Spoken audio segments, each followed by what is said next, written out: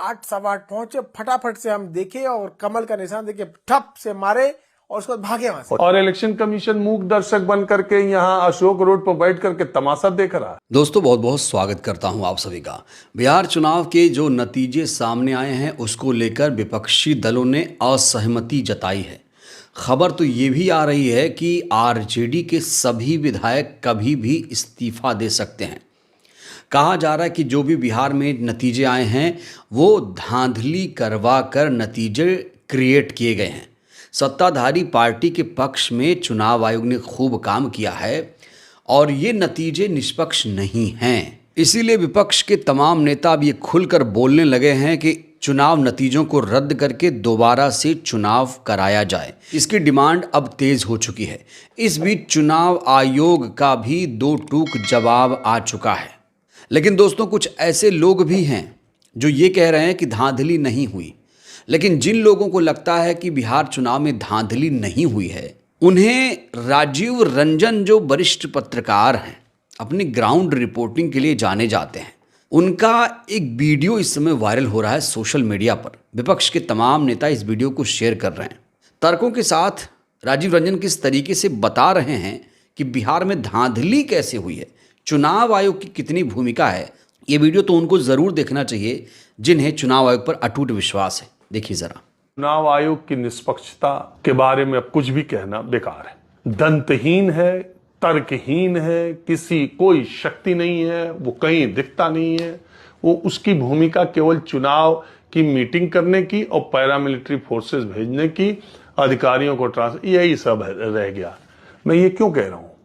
मैं ये इसलिए कह रहा हूं कि इलेक्शन अनाउंस आप कर रहे हैं, उससे कुछ दिन पहले एक गवर्नमेंट एक स्कीम लेके आती है कि 10,000 रुपए महिलाओं के खाते में 1,10,00,000 महिलाओं के खाते में 10,000 रुपए दिए जाएंगे। वो एक बार में 21 लाख लोगों के अकाउंट में ट्रांसफर करती है और उसके बाद चुनाव घोषित हो जाता है। और वो सरकार डेट वाइज, जब model code of conduct Bihar में लागू है तो डेट वाइज वो सरकार हर फ्राइडे को महिलाओं के खाते में कभी 10 लाख महिलाओं के खाते में, कभी 20 लाख में, हर हफ्ते हर फ्राइडे को चुनाव चलने के दौरान महिलाओं के खाते में पैसे पड़ रहे हैं। और इलेक्शन कमीशन मूक दर्शक बन करके यहां अशोक रोड पर बैठ करके तमाशा देख रहा है। पैसे ट्रांसफर होते जा रहे हैं। ऐतराज इस बात पर भी नहीं है। ऐतराज इस बात पर है कि इससे पहले की गैर बीजेपी सरकारों की ऐसी योजनाओं को चुनाव आचार संहिता लागू होने के बाद इलेक्शन कमीशन ने रोका भी है। तो फिर इस बार क्यों नहीं रोका? महिलाओं के अकाउंट में पैसे डालो, चुनाव जीतो। ये अच्छा तरीका निकाल लिया शासन में बैठने वाले लोगों ने। अगर दिल्ली में केजरीवाल सरकार, एलजी ना होते और अगर पैसे ट्रांसफर कर दिए होते तो फिर केजरीवाल 62-64 सीटों पे आते, लेकिन केजरीवाल नहीं कर पाएंगे, तब एलजी उसमें फाइल लटकाएंगे।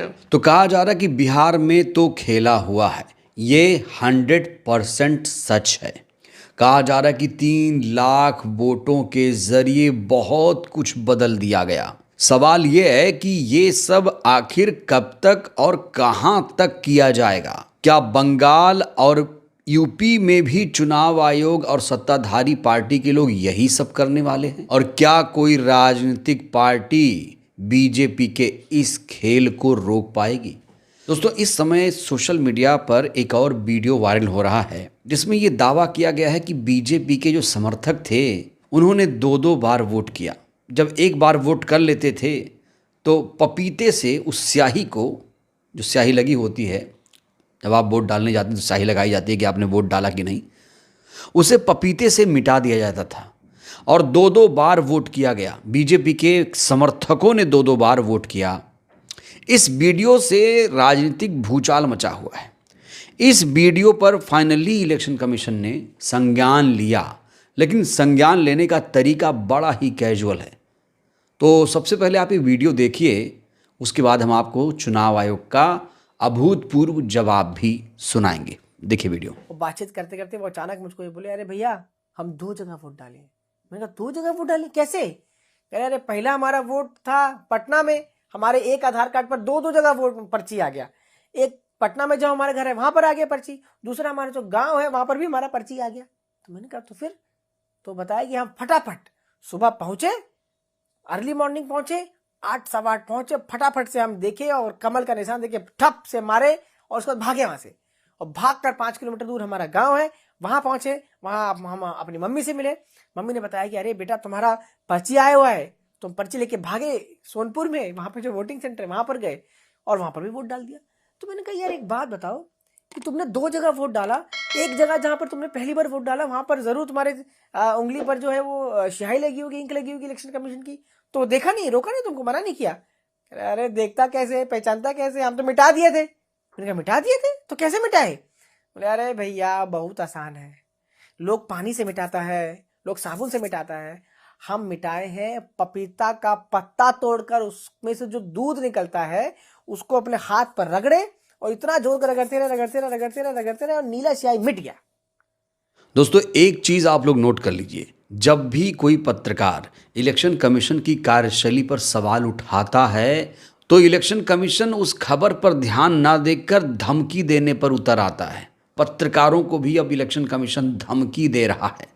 इलेक्शन कमीशन का अभी ताज़ा बयान सामने आया है। दोस्तों इस बयान को आप देखिए, आप खुद समझ जाएंगे कि ये इलेक्शन कमीशन है या किसी पार्टी के प्रवक्ता। देखिए भाषा इनकी, कह रहे कृपया वीडियो में उल्लिखित मतदाता का नाम, इपिक नंबर, बूथ नंबर, विधानसभा संख्या उपलब्ध कराई जाए ताकि जांच कर नियमानुसार कार्रवाई की जा सके। ये बात तो ठीक है, लेकिन दूसरी बात सुनिए, धमकी यहाँ पर देखिए, बिना किसी तथ्यात्मक जानकारी के उक्त दावा पुष्ट नहीं होता है। किसी भी तरह की फेक न्यूज़ फैलाने पर यथोचित कानूनी कार्रवाई की जाएगी। यहाँ पर चुनाव आयोग ने इस पत्रकार को धमकी दी है कि आपने अगर फेक न्यूज़ फैलाई होगी तो आपके खिलाफ एक्शन लिया जाएगा। इस बीच कंचना यादव ने चुनाव आयोग को मुंहतोड़ जवाब कैसे दिया है, ये दोस्तों आपको मैं दिखाने जा रहा हूं। उन्होंने कहा है कि जो चुनाव आयोग करवाता है, जिसके पास एपिक नंबर होता है, जिसकी जिम्मेदारी होती है कि कोई व्यक्ति 2 जगह वोट ना डाले, अगर उसका नाम अब मीडिया और विपक्ष करने लगेंगे तो चुनाव आयोग अपनी कुर्सी ही छोड़ दे, विपक्ष ही चुनाव करवा ले। कंचना ने लिखा है कि तुम्हारी सुविधा के लिए मैं 2 एपिक नंबर और साल भर में 4 बार 4 जगह वोट डालने वालों का विवरण कमेंट बॉक्स में डाल रही हूं। चुनाव आयोग कार्रवाई करना मत भूलना। तो यहाँ पर देखिए दोस्तों, ये सबूत दिया जा रहा है। सोचिए, जनता, नेता, विपक्ष के लोग अब चुनाव आयोग को सबूत दे रहे हैं। चुनाव आयोग को तो चुन चुन कर कार्रवाई करनी चाहिए, चुन चुन कर ऐसे गद्दारों के खिलाफ कार्रवाई करनी चाहिए जो लोकतंत्र के गद्दार हैं। ये देखिए दोस्तों, ये पूरी सीरीज चल रही थी, कुछ सबूत हाथ लगे हैं, इस सबूत को चुनाव आयोग को देखना चाहिए। ये वो लोग हैं बीजेपी के कार्यकर्ता, नेता, जिन्होंने 2-2 बार वोट किया है। देख लीजिए दोस्तों, ये व्यक्ति बार बार मतदान कर रहा था। देखिए दोस्तों, क्या ही सबूत दिया जाए, ये व्यक्ति कैसे वोट डाल रहा है। इसका नाम अजीत झा है।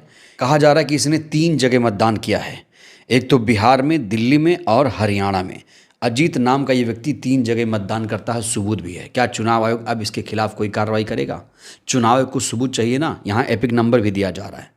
ये एपिक नंबर देखिए, ज्ञानेश जी आप इस एपिक नंबर को देखिए और हिम्मत है तो कार्रवाई करके दिखाइए।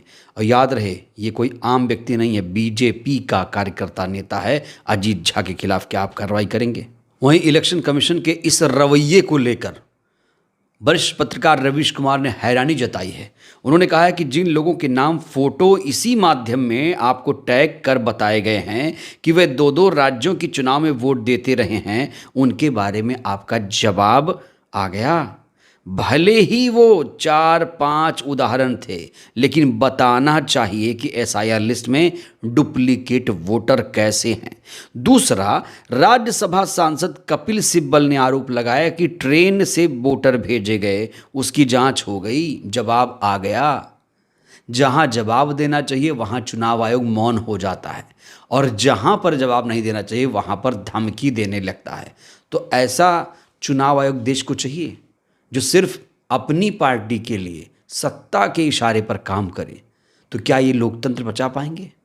जिन संस्थानों के ऊपर लोकतंत्र बचाने की जिम्मेदारी है, अगर वही बायस हो जाएंगे, अगर वही पक्षपात करने लगेंगे कि सत्ताधारी पार्टी के लोगों ने गलत किया तो चुप हो जाओ, 10-10 हज़ार रुपये चुनाव के दौरान ही बांटने लगो, मौन हो जाओ, और बाकी अगर आह भी करें तो उनके खिलाफ तुरंत एक्शन ले लिया जाए, तो दोस्तों कुल मिलाकर यही कहा जा रहा है कि चुनाव आयोग बिल्कुल निष्पक्ष नहीं रह गया है। अब वो सत्ता के इशारे पर काम कर रहा है। रवैया आप लोग देख ही रहे हैं। देश में शायद ही ऐसा कोई व्यक्ति हो जो ये कहे कि चुनाव आयोग निष्पक्ष है।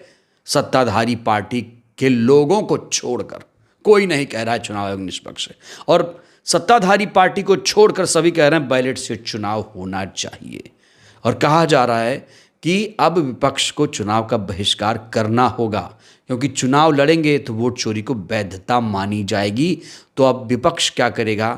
क्या सिर्फ आरोप लगाएगा या ज़मीन पर भी उतरेगा? ये दोस्तों अपने आप में बड़ा सवाल है, क्योंकि चुनाव आयोग के रवैये में कोई बदलाव नज़र नहीं आ रहा है। बहरहाल इस वीडियो में इतना ही। चुनाव आयोग आपकी नज़र में कितना निष्पक्ष है, राय दीजिएगा। धन्यवाद।